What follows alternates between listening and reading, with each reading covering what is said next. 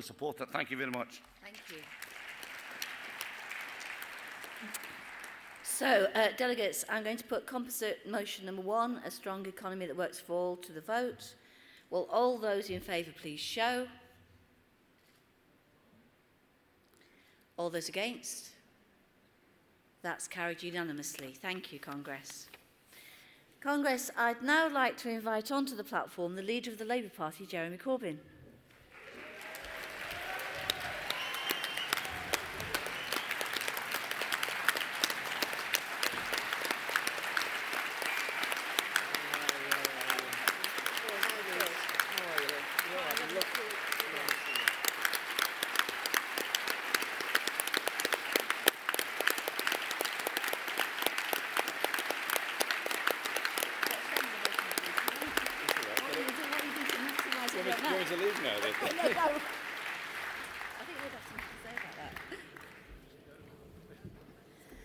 Conference, I am absolutely delighted to welcome Jeremy to Congress. As many will know, before entering Parliament, Jeremy was a trade union organiser, helping to win workplace justice for low-paid public sector workers. In Parliament, Jeremy has an unprecedented track record of standing up for working people both here and around the world. And as leader of the Labour Party, he was responsible for that fantastic manifesto. He has helped inspire a new generation of voters to go to the ballot box, and he showed the Labour Party truly was on the side of the many, not the few. Jeremy has been a friend and ally of the trade union movement, and I'm sure, delegates, well, you've already given him the warmest of welcomes. I'm sure you'll give it him again as he walks up to the podium. Jeremy, we're dying to hear from you.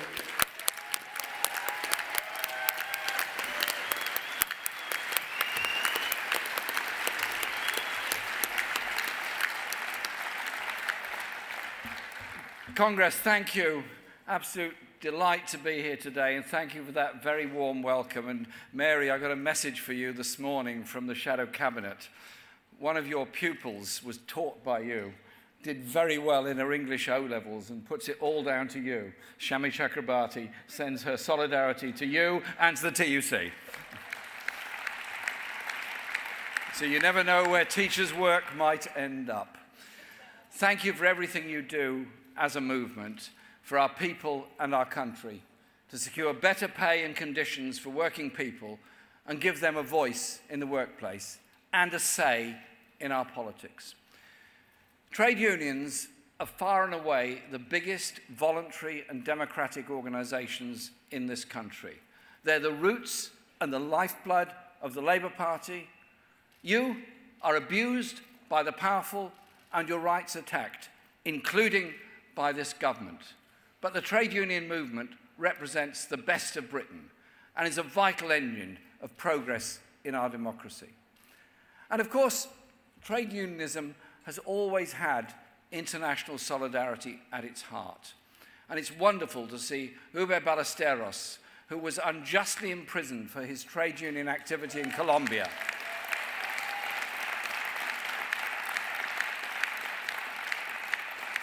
freed by international solidarity action by many people in this hall, and he's here with us today, and I just had the honour of speaking to him for a few minutes before I came into the hall, and I'm looking forward to him giving a more detailed briefing on the situation facing trade unionists in Colombia. Thank you for all you do for trade unionists under threat and imprisonment anywhere all around our world. Solidarity is vital. Please keep it up. But despite all your tireless efforts as trade unionists, modern Britain is marked by growing insecurity at work, which undermines and holds back both low-paid workers and the better paid. In fact, insecurity now goes to the very top of our public life. Think of poor Theresa May and the insecurity she's facing at the present time. But Congress, this escalating insecurity is not only bad for individual workers and their families, as it weakens bargaining strength and holds down pay, just as it fuels stress and powerlessness, it's also bad for our economy and for our whole society. This epidemic of low pay, which is closely tied up with insecurity at work, ruins people's lives, leaving workers and their families locked in poverty. It damages the economy as people have less to spend. It costs us all because it means more paid in tax credits and housing benefit from the public purse, and it means less tax being paid to fund public services. So I want to pay tribute to those unions which are working so hard to organise insecure workers and have taken on the exploiters, as Unite has done at Sports Direct, as the Bakers Union has done so impressively last week at McDonald's. McDonald's boss is paid 1,300 times more than the lowest paid of his staff, symbolic of the deep inequality and injustice that scars our society. That's why it's crucial for our movement to organise the lowest paid and most vulnerable workers. The TUC needs to represent all workers, and the least secure have to be our priority because they need our solidarity the most. Their needs for representation are the greatest. Last week, I raised some of these cases at Prime Minister's Question Time, and Theresa May could not bring herself to utter one word of condemnation of McDonald's or Sport Direct. This from a Prime Minister who tried to rebrand the Conservatives as the Workers' Party. No, it's okay, I didn't buy into it either. It's essential we work together as a movement, trade unions and the Labour Party, as part of local communities to stamp out low pay and insecurity. And I know it's not easy. As Mary explained, I was once a trade union official in Newpie, and before that, working in the Tailors and Garment Workers Union, as then was, representing low-paid garment workers, mostly women, victims of some of the most appalling practices by unscrupulous employers that denied them what they were owed. Exploitation and discrimination at work cuts across all sectors and pay grades. And that's why Unison's victory against tribunal fees in the High Court was such an outstanding gain, won on behalf of all workers.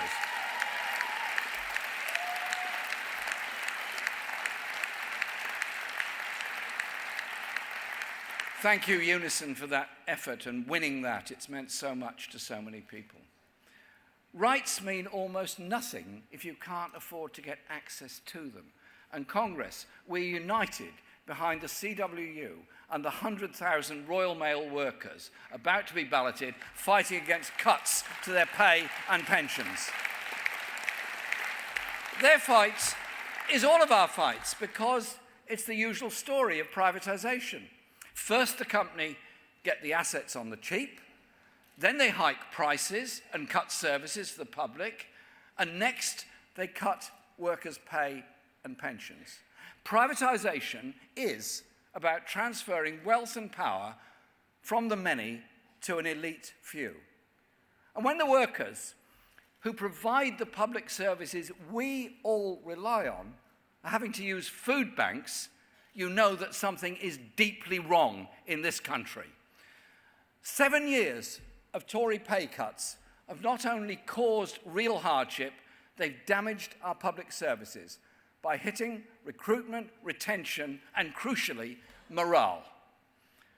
This government's position seems to change by the hour. At the weekend, we were led to believe the pay cap was a thing of the past. Yesterday, the Prime Minister's spokesman said it would continue as planned. Today, as inflation rises to nigh on 3%, they try to divide people on the cheap. The POA is right. A pay cut is a pay cut. We must be united in breaking the pay cap for all workers. So let me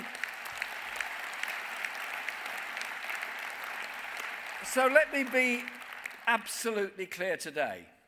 The Labour Party totally rejects the Tories' attempt to divide and rule, to play one sector off against another. A Labour government will end the public sector pay cap and give all workers the pay rise they deserve and so desperately need. That is our policy.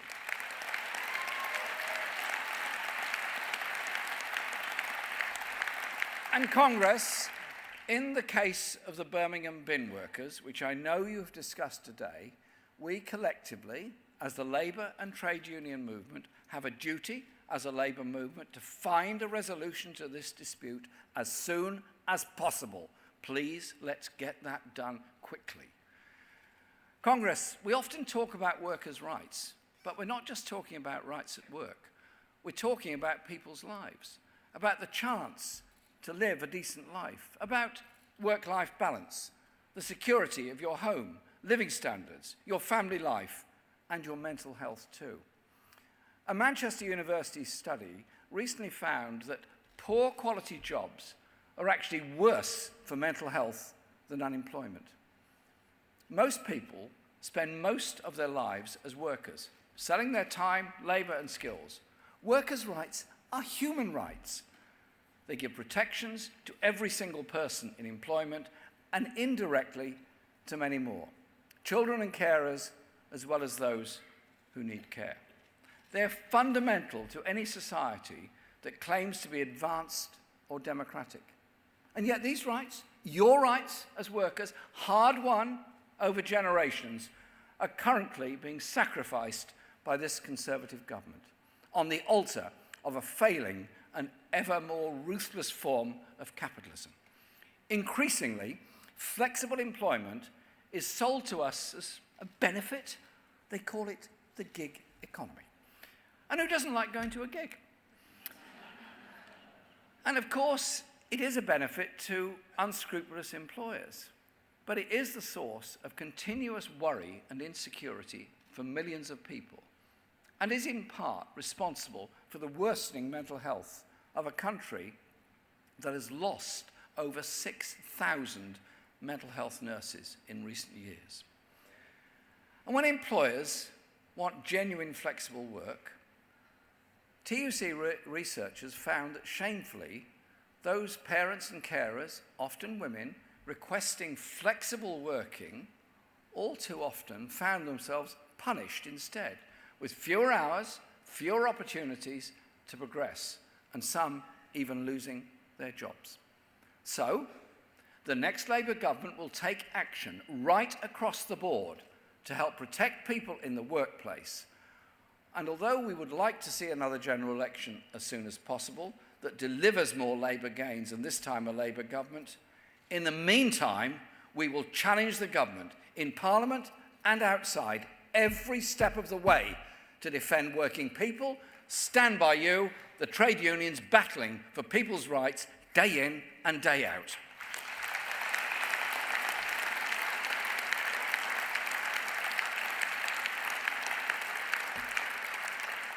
Rights are won by all of us together, but they have to be constantly defended and enforced.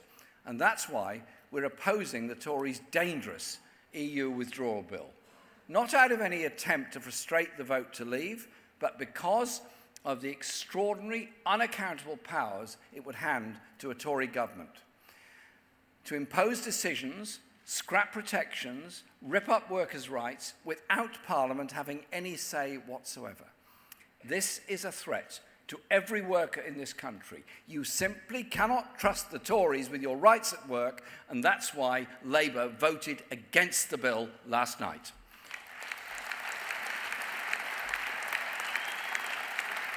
There is no doubt that the British workplace is already one of the most equal in the world. We have a huge and damaging imbalance of power between employers and employees, which has led to the proliferation of low-wage jobs, race-to-the-bottom agency workers, zero-hours contracts, and employers avoiding paying sick pay, holiday pay, and even the minimum wage through bogus self-employment. That has been effectively targeted by unions such as the GMB, fighting for Uber drivers denied their basic rights at work.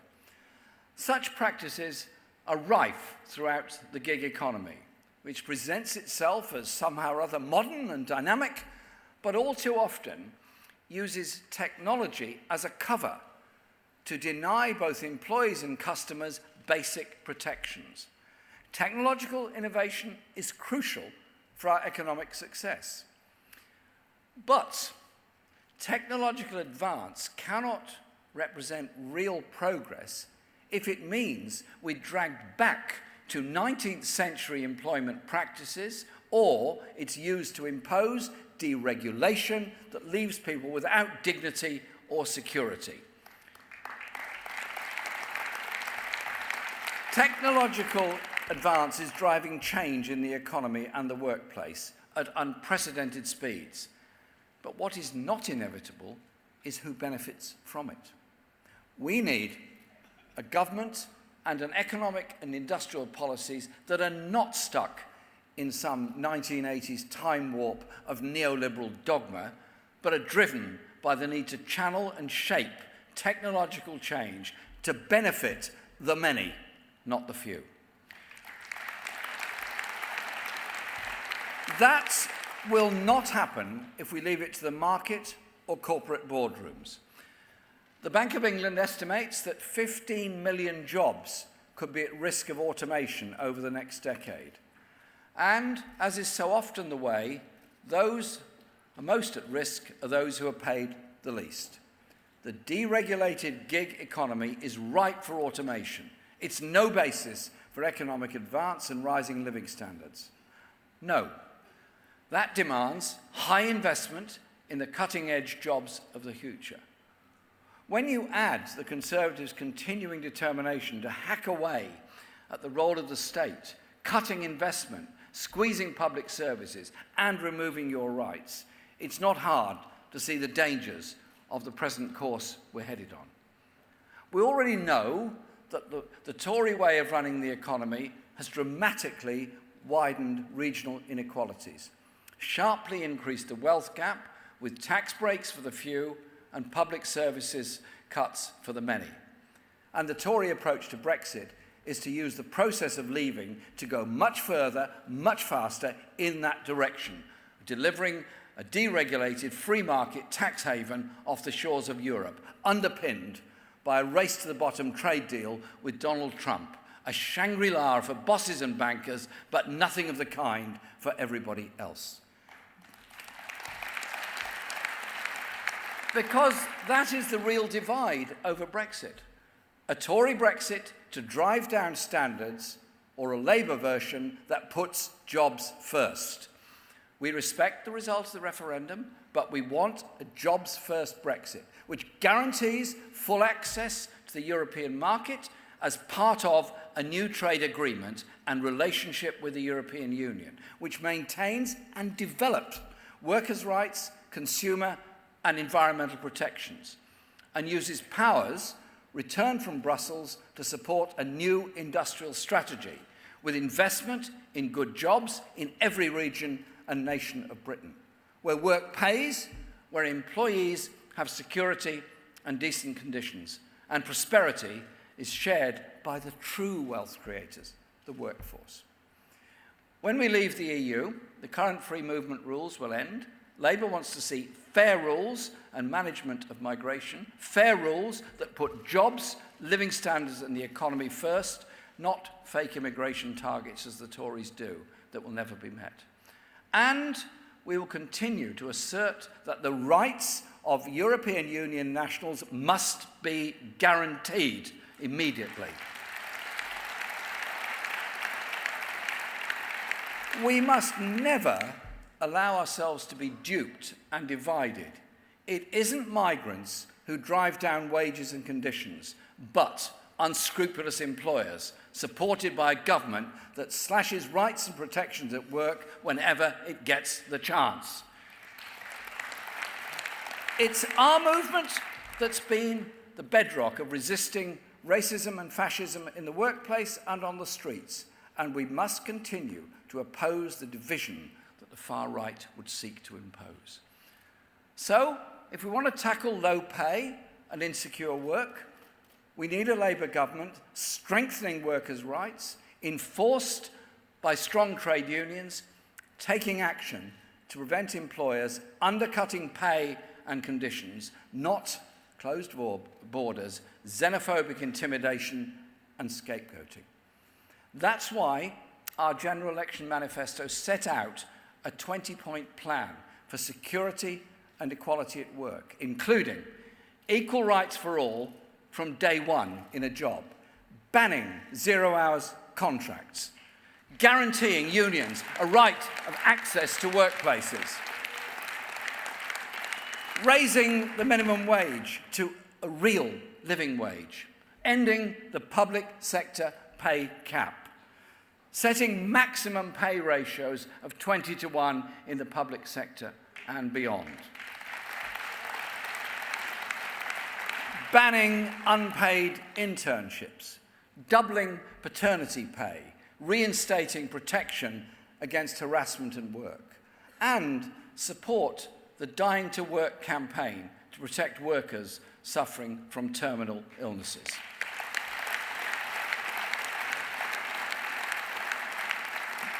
But ultimately, protections at work depend on those who work themselves. Winning a Labour government, even one with a programme to transform the country, which is now our goal, is simply not enough. That's why the most important thing any worker can do is join a trade union.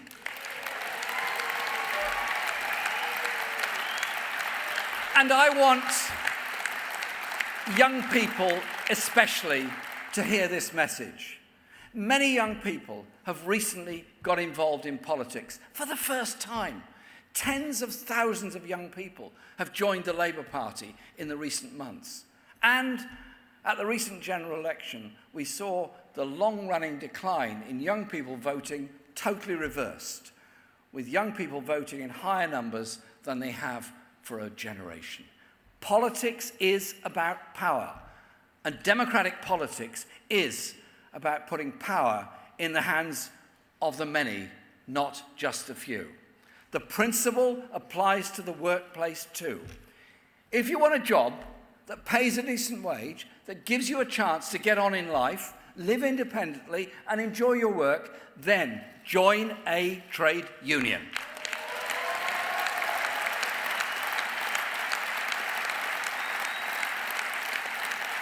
And for those watching, wherever you are, go online and do it today. You'll never regret it.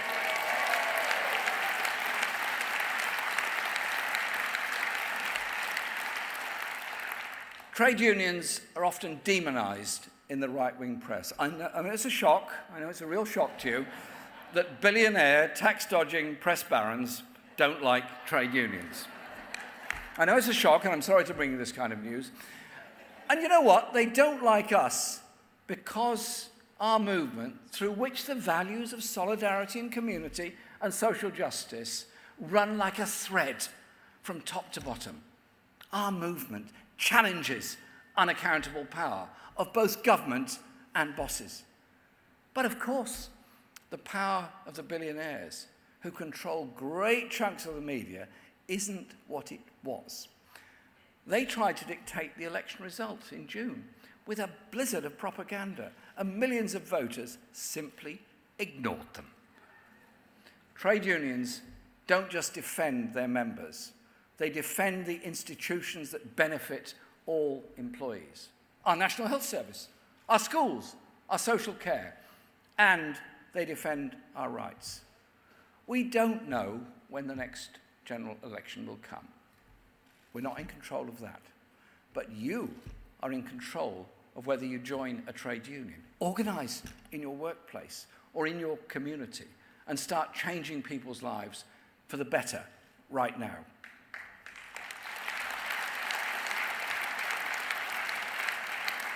We don't know how long it will take, but this weak and chaotic government will be prized out of Downing Street. And we know that the advances we made in the general election in June are just a powerful springboard to win the radical Labour government we want to see. So together we can change our country. So it truly works for the many, not the few.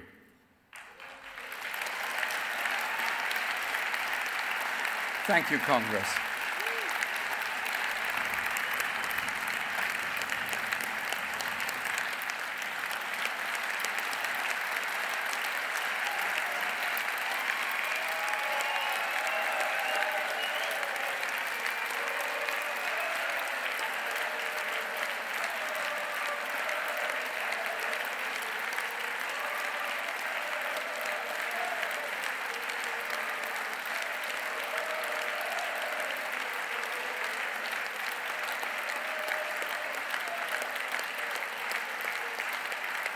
Thank you very much. Thank you for the honour of inviting me to Congress, and thank you for all you do as trade unionists, day in and day out, supporting people who need that help and support. Thank you.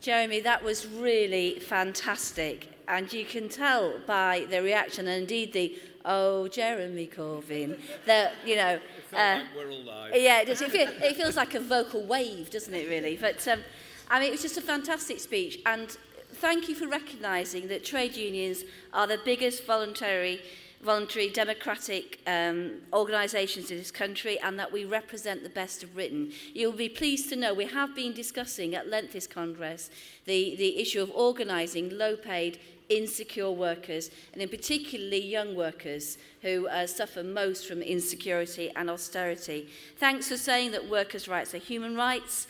Thanks for saying you simply can't trust the Tories for getting decent jobs at work.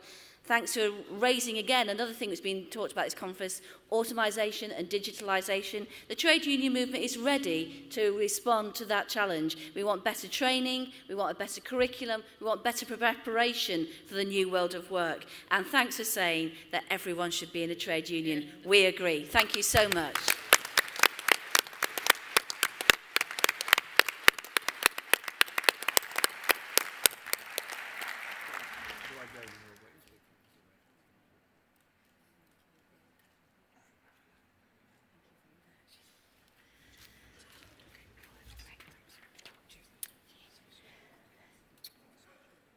Delegates, don't all just exit, because it's not fair on the next union. And we continue with Section 1 of the General Council report that debate the economy, and Motion 7, Save Our Steel, which we need to do. The General Council support this motion. TSSA have withdrawn their amendment. It's moved by a community, it's seconded by Unite, and the TSSA have indicated that they wish to speak. Thank you.